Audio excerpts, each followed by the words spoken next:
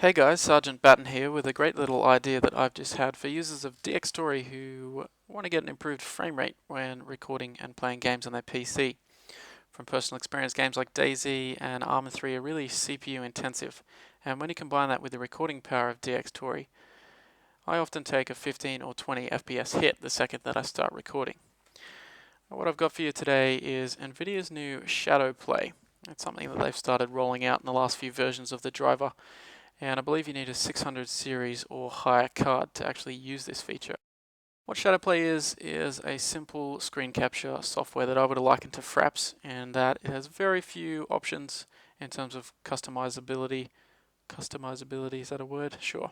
On the other hand, it's very simple to use, so your average Joe Blow who's just getting into recording is going to be able to do that. ShadowPlay can be switched on using this cool little graphical toggle on the left hand side, and clicking on the cogs down below it brings up the preferences in the GeForce Experience page.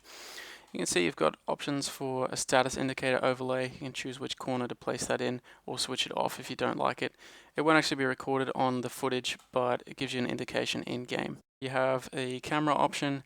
You can overlay a webcam feed onto your footage. This is particularly useful for people who like to stream to Twitch. You have a choice of the corners again and 3 sizes to choose from. I don't use a webcam, so I'll switch that one off. Further down, we've got the keyboard shortcuts. I've changed a few of those defaults already, and a save location for your recordings. I'm going to recommend that this shortcut, the toggle manual recording on, off, and save, is the same as your activation and deactivation shortcut for DxTory. This way we're going to be able to fire both the programs off simultaneously and sync up our recordings from each one. What ShadowPlay's got going for it is its extremely minimal impact on FPS while recording.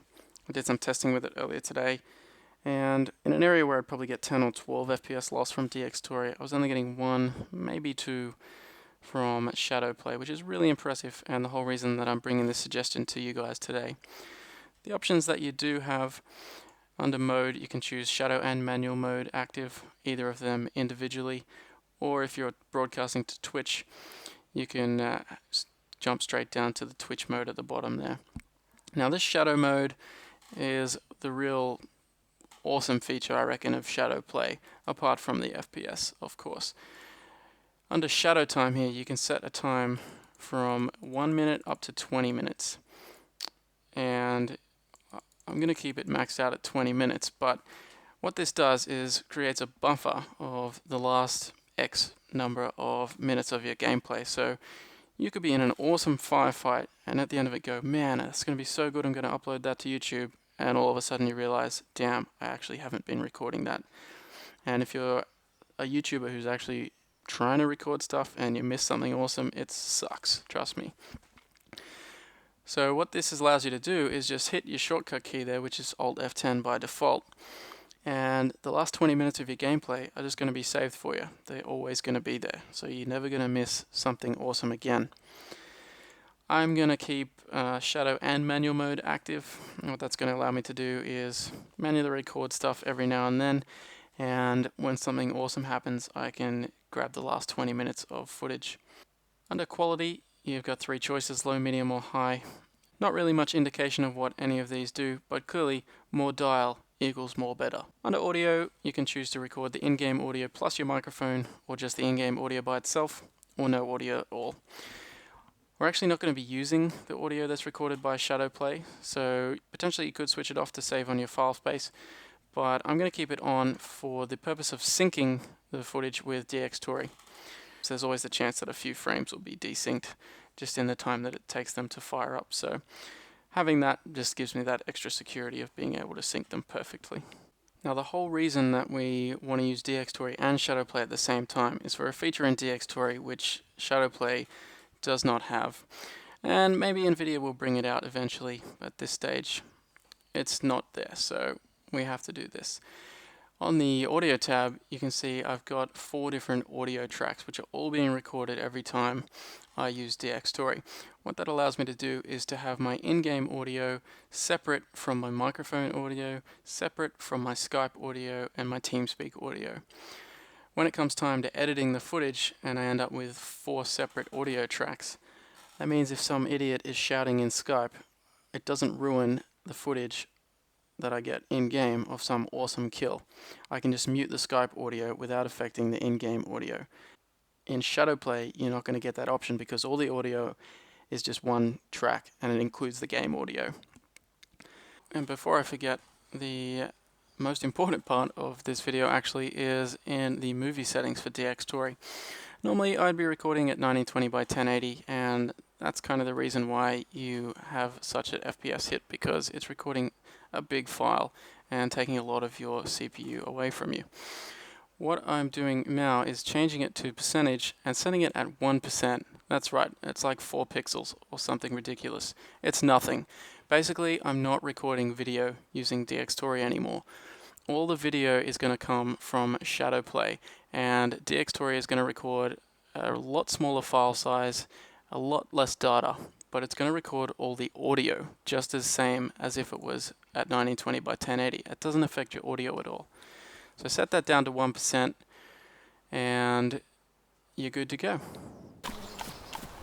Alright guys, so what I've done now is fired up DayZ, and I'm running down into Electro from the western side.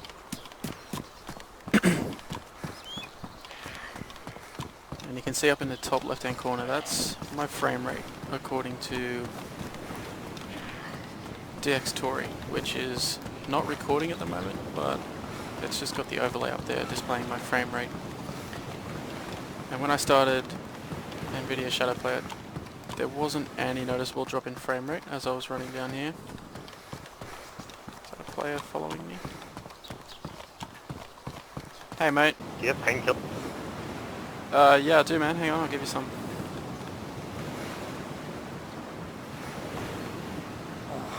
They should appear on the ground in a sec.